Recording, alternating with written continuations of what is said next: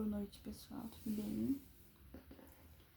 Eu decidi fazer uma série de vídeos com alguns livros que eu tenho aqui em casa e que já tem domínio público, né? Domínio público, se eu não me engano, pode me corrigir se eu estiver errado. A obra, né? Ela entra em domínio público após 70 anos do falecimento do autor. Então, a Jane Austen é lá de 1700 e alguma coisa, se eu não me engano. Então, as obras dela já estão em domínio público. E hoje nós vamos começar por Razão e Sensibilidade. Eu comprei esse livro já tem bastante tempo. Eu já li ele, né, há muitos anos atrás. E eu tenho outros também dessa mesma coleção, Emma, várias obras da Jane Austen. Então, achei legal. Acho que é uma coisa relaxante fazer a leitura antes de dormir. E como eu pensei em fazer? Eu pensei em ler de 2 a 3 ou até 4 capítulos por vez, assim não fica cansativo para mim. E vocês também conseguem relaxar, dormir e muitas vezes também ler o livro junto comigo, né? Mas a intenção é que vocês relaxem e durmam mesmo. Então eu também fiz aqui um Nescauzinho. Então durante a leitura eu vou tomando ele. Eu vou tomando ele aqui na minha canequinha. A minha canequinha italiana.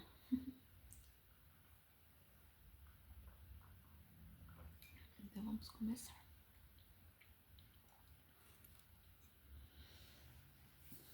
Razão e Sensibilidade, de Jane Austen.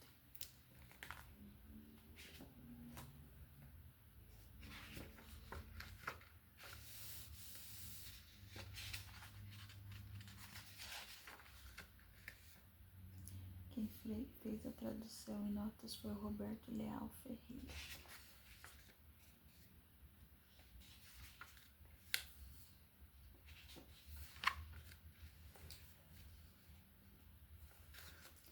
Capítulo 1. A família Dashwood havia muito se estabelecer em Sussex.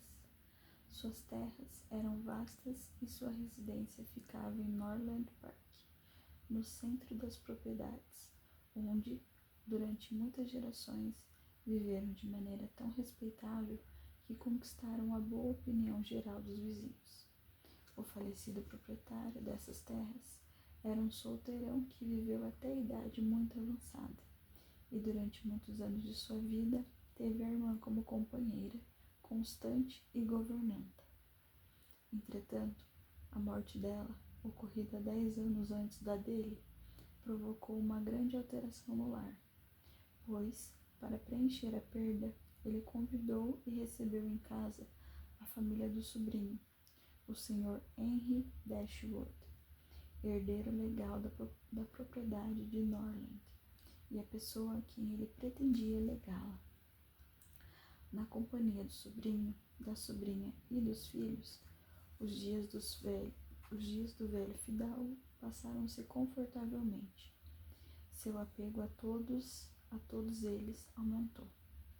A constante atenção do Sr. e da Sra. Henry Dashwood a seus desejos, que não procedia meramente do interesse, mas da bondade do coração, deu-lhe toda espécie de sólido conforto que sua idade lhe permitia receber, e a alegria das crianças acrescentou um novo prazer à sua existência. No primeiro casamento, o Sr. Henry Dashwood teve um único filho. Com a atual esposa, 3 filhas. O filho rapaz sério e respeitável, contava com os amplos recursos da fortuna da mãe, que fora grande e metade da qual ele recebeu ao chegar à maioridade. Também com seu próprio casamento, que ocorreu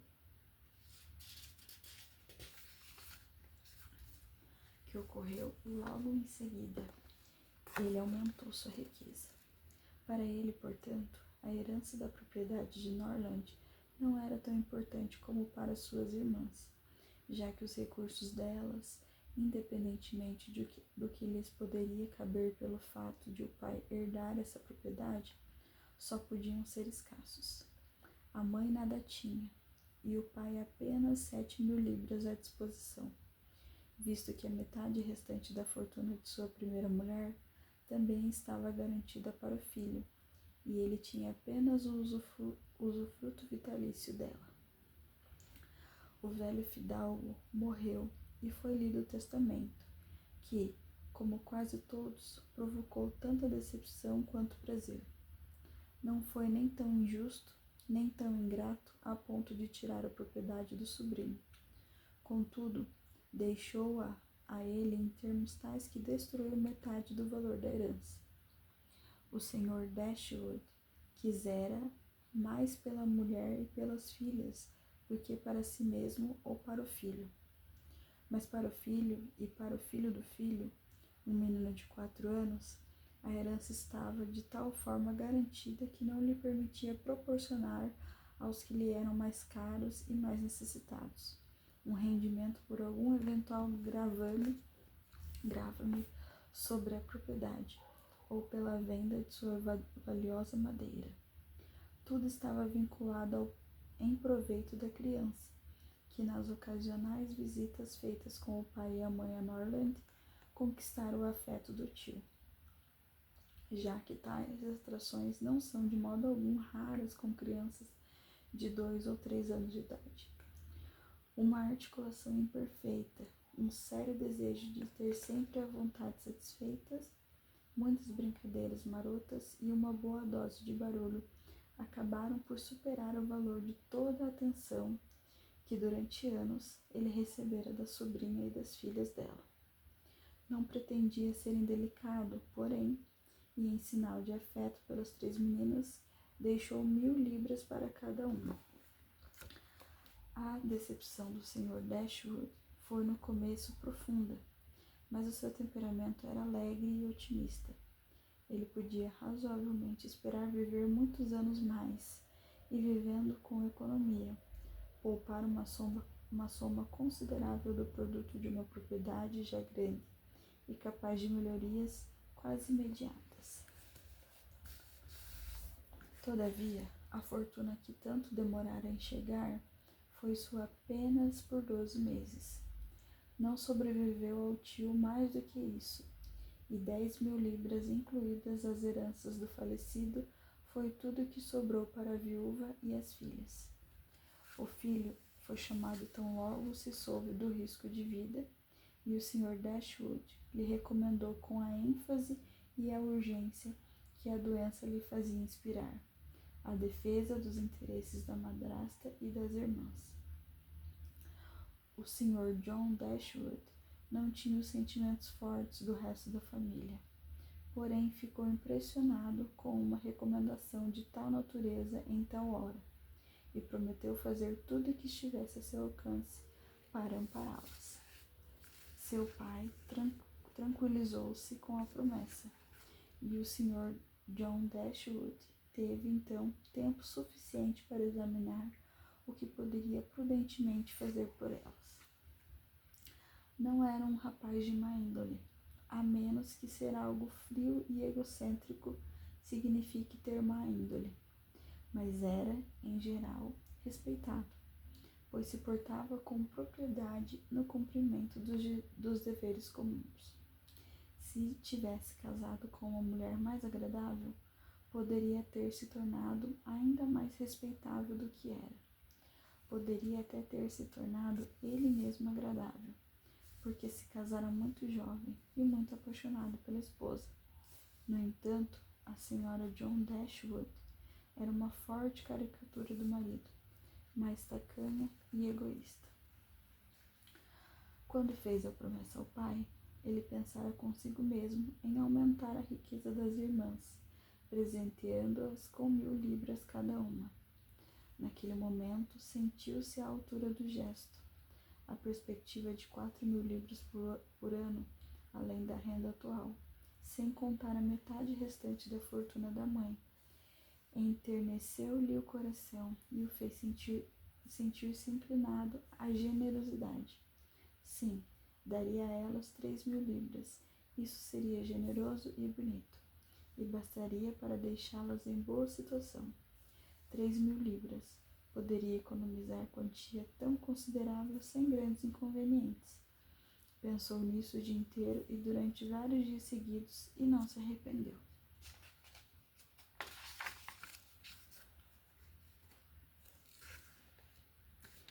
Mal acabou o funeral do sogro, a senhora John Dashwood, sem avisar a sogra de sua intenção, chegou com a criança e a criadagem.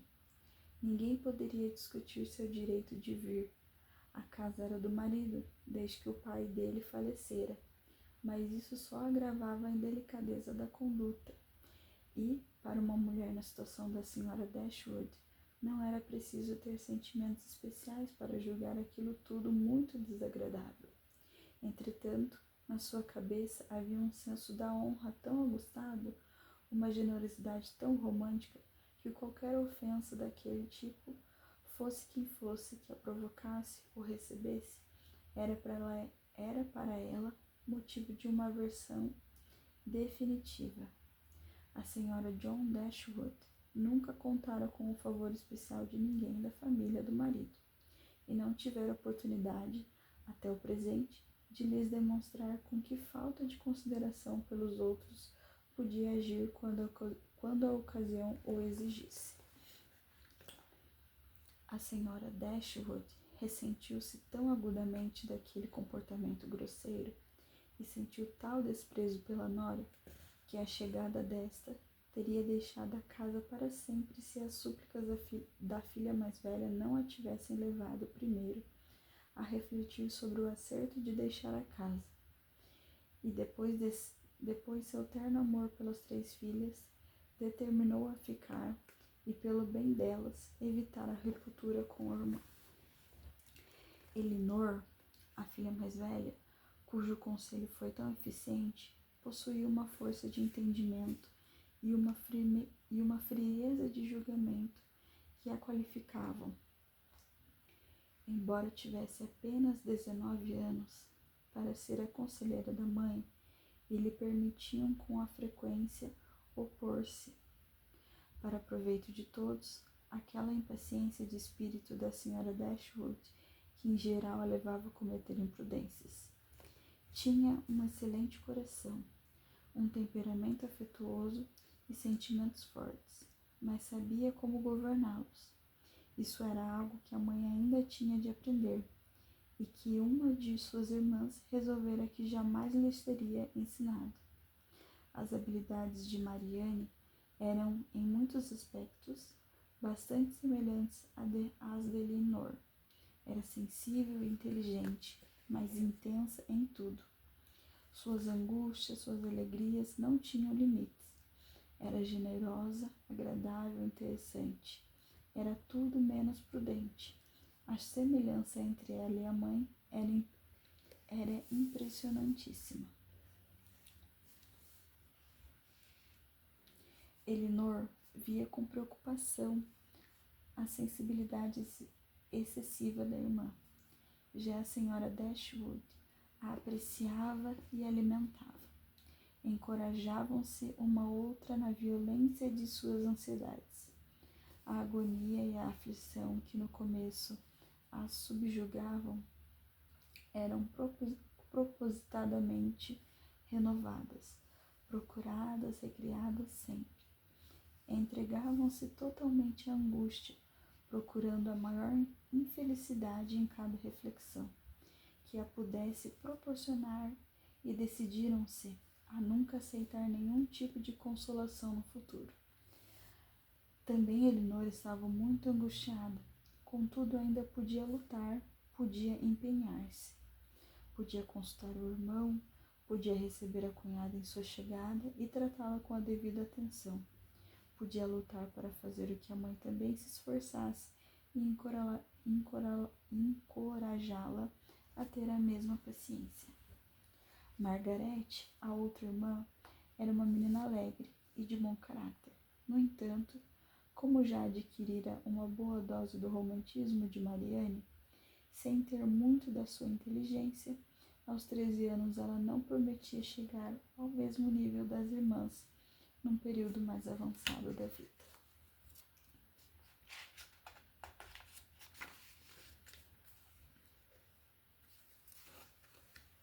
Capítulo 2. A senhora John Dashwood agora se estabelecera como a senhora de Norland, e sua sogra e cunhadas foram rebaixadas à condição de visitantes. Enquanto tais, porém, eram tratadas por ela com serena polidez e pelo marido com toda a gentileza que podia sentir por alguém que não fosse ele mesmo, nem a esposa nem o filho, instou-as com alguma seriedade a considerarem Norland seu lar, e como nenhum plano pareceu à senhora Dashwood tão viável como ali permanecer até que pudesse estabelecer-se numa casa das vizinhanças, o convite foi aceito. A permanência num lugar em que tudo lhes fazia lembrar a antiga felicidade era exatamente o que convinha à sua alma. Em tempos de alegria, nenhum temperamento podia ser mais alegre do que o dela, ou possuir em maior grau essa otimista expectativa de felicidade, que é a própria felicidade. Mas no sofrimento ela era igualmente levada pela imaginação, e para tão além da consolação, quanto no prazer estava além de toda moderação. A senhora John Dashwood, de modo algum, aprovou o que o marido pretendia fazer pelas irmãs.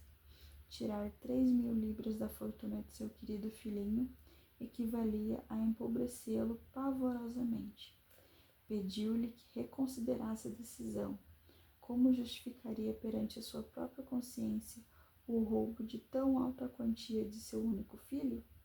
E que possível direito à sua generosidade quanto a tão alta soma teriam as senhoritas Dashwood, que com ele tinham apenas parentesco de meias irmãs, o que para ela não era parentesco nenhum?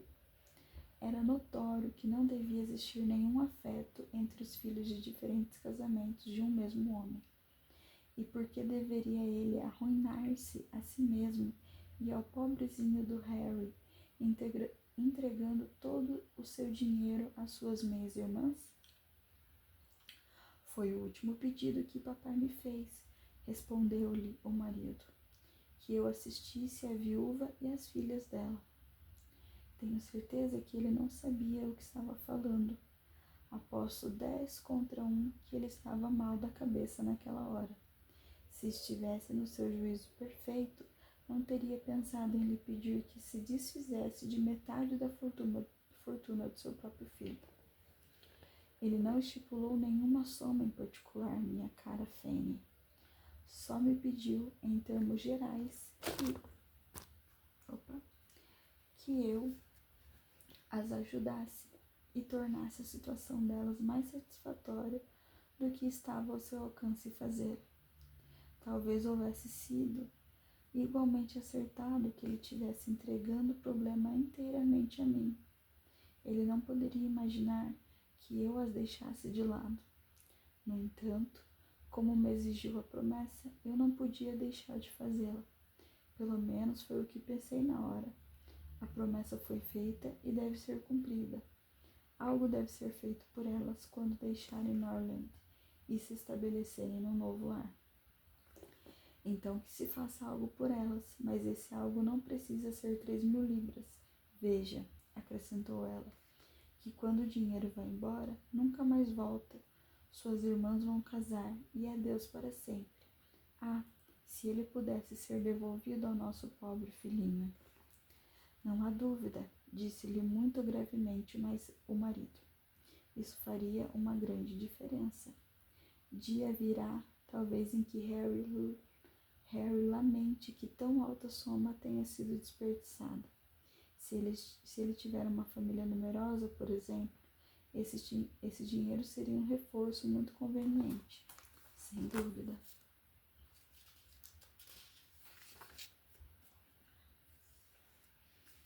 Talvez então seja melhor para todos que a soma seja reduzida pela metade. 500 libras seriam para elas um aumento prodigioso das posses. Maior que tudo no mundo. Que irmão faria metade disso pelas irmãs, mesmo que fossem realmente suas irmãs? E essas são só meias irmãs. Você tem uma alma verdadeiramente generosa. Não gostaria de fazer nada mesquinho, respondeu ele. Em ocasiões como esta, é melhor fazer de mais que de menos. Ninguém, enfim, pode pensar que não fiz o bastante por elas. Elas mesmas não poderiam esperar mais. Não é o caso de saber o que elas esperam, disse a dama. Mas não devemos preocupar-nos com as expectativas delas. A questão é o que você pode oferecer. Certamente, e acho que posso oferecer 500 libras para cada uma. Assim como as coisas estão, sem nenhuma ajuda minha, cada uma delas vai receber cerca de 3.000 libras quando a mãe falecer. Uma quantia muito boa para qualquer jovem. Sem dúvida alguma. Realmente, acho até que elas não querem ajuda nenhuma. Elas dividirão entre si 10.000 libras. Se casarem, com certeza passarão bem. E se não se casarem, podem viver confortavelmente juntas, com juros de 10.000 libras. Isso é verdade. Não sei, afinal, se não seria mais aconselhável fazer algo pela senhora Dashwood enquanto está viva, em vez de fazer por elas. Refiro-me a algo como uma pensão anual. Minhas irmãs sentiriam os bons efeitos disso, tanto quanto ela. 100 libras por ano seriam o bastante para deixá-las numa situação perfeitamente satisfatória. Sua mulher hesitou um pouco, porém em dar seu consentimento a esse plano. Certamente, disse ela, é melhor do que desperdiçar 1.500 libras de uma só vez. Entretanto, se a senhora Dashwood viver 15 anos, teremos sido passado para trás. 15 anos, minha cara Fanny. A vida dela não vale metade dessa quantia. Com certeza não, mas se reparar, as pessoas sempre vivem uma eternidade quando lhes é paga uma pensão anual. E ela é muito robusta e saudável, e mal passou dos 40. Uma pensão anual é coisa muito séria. Ela volta e torna a voltar cada ano, e não há jeito de se livrar dela. Não sabe o que está fazendo. Já tive muita experiência com os problemas que uma pensão anual traz, visto que a minha mãe esteve às voltas com o pagamento de 3 delas, a criadas aposentadas pelo testamento de meu pai, e é espantoso como achava tudo aquilo desagradável. Essas pensões tinham de ser pagas 2 vezes por ano, e então havia o problema de entregá-las a elas.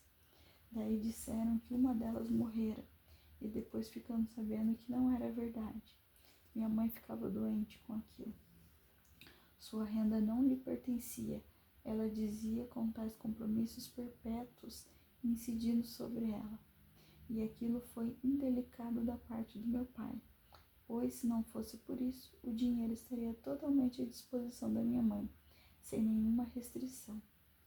Aquilo me deu tal aversão a pensões anuais que estou certa que nada neste mundo me faria ficar atada ao pagamento de uma dessas anuidades.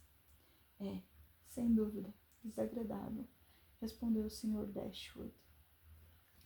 Ter um desses desfalques anuais na renda, como a sua mãe disse com muita propriedade, assim a nossa riqueza não nos pertence. Ser obrigado ao pagamento regular de uma soma dessas, em datas fixas, não é de modo algum desejável. Isso acaba com a independência da pessoa. Não há dúvida, e afinal, nem ficarão agradecidas a você. Elas se julgam seguras. Você não faz mais do que esperado. E isso não gera nenhuma gratidão. Se eu fosse você, tudo que eu fizesse seria inteiramente por minha própria decisão. Não me comprometeria a lhes dar nenhuma quantia anual. Alguns anos poderá ser muito inconveniente deixar de lado 100 ou mesmo 500 libras de nossas próprias despesas.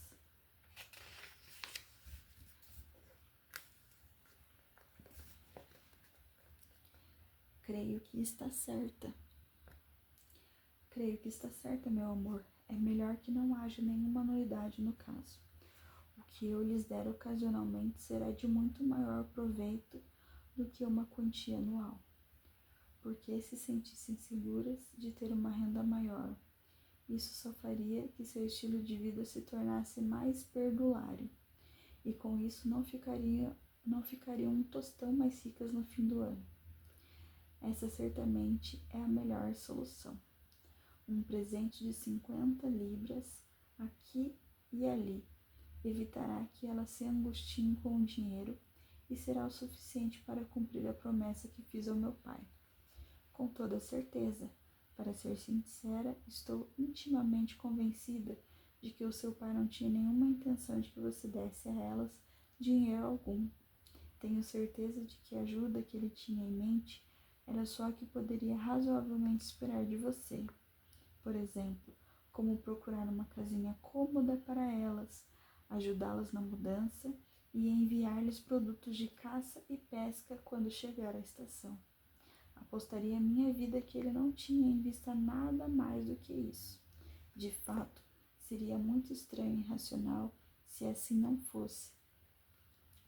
Imagine só, meu caro Sr. Dashwood, quão excessivamente cômoda pode ser a vida de sua madrasta e de suas irmãs com os juros de 7.000 libras, além das 1.000 libras que pertencem a cada uma das meninas, o que vai dar 50 libras por ano para cada uma. E é claro, elas vão tirar o pagamento que farão à mãe pelo alojamento. No total, elas terão 500 libras por ano para si. E que diabos podem 4 mulheres querer mais que isso? Vão gastar tão pouco. As despesas da casa serão zero. Não terão carruagem nem cavalos e dificilmente criados. Não receberão convidados e poderão não ter despesas de nenhum tipo. Pense só como estarão bem. 500 libras por ano. Não posso nem imaginar como vão gastar metade disso. E isso de lhes dar mais dinheiro é uma ideia completamente absurda. É mais provável que elas acabem dando algo para você. Palavra de honra, disse o Sr. Dashwood. Acho que está completamente certa. O pedido de meu pai certamente só podia significar o que você disse. Entendo-o claramente agora e vou cumprir estritamente o meu compromisso com atos de auxílio e cortesia como os que descreveu. Quanto à mudança da minha mãe para outra casa, vou ajudá-la a se acomodar do melhor modo possível. Será aceitável então dar alguma mobília de presente? Certamente, replicou a Sra. John Dashwood. Porém, não podemos nos esquecer de uma coisa. Quando seus pais se mudaram para Norland, embora os móveis de Stanhill tenham sido vendidos, toda a porcelana, a prataria e a roupa de cama e mesa foram preservadas, e agora ficaram com a sua mãe, a casa dela. Portanto, estará quase completamente equipada assim que ela se mudar. Essa é uma observação importante, sem dúvida. No entanto, um pouco dessa prateria seria um reforço agradabilíssimo a que temos aqui. Sim, e o conjunto de porcelana para café é 2 vezes mais bonito do que o desta casa. Bonito demais, na minha opinião, para qualquer lugar onde elas possam morar. Mas as coisas são assim. O seu pai só pensou nelas, e eu lhe digo que você não deve a ele nenhuma gratidão especial, nem deve preocupar-se com os desejos dele, pois sabemos muito bem que se ele pudesse teria deixado quase tudo no mundo para elas. Esse argumento foi definitivo. Deu às suas intenções toda a firmeza que lhes faltara até então. E ele, por fim, decidiu que seria absolutamente desnecessário, senão muito indecoroso, fazer mais pela viúva e pelas filhas do seu pai do que aqueles gestos de boa vizinhança sugeridos pela esposa.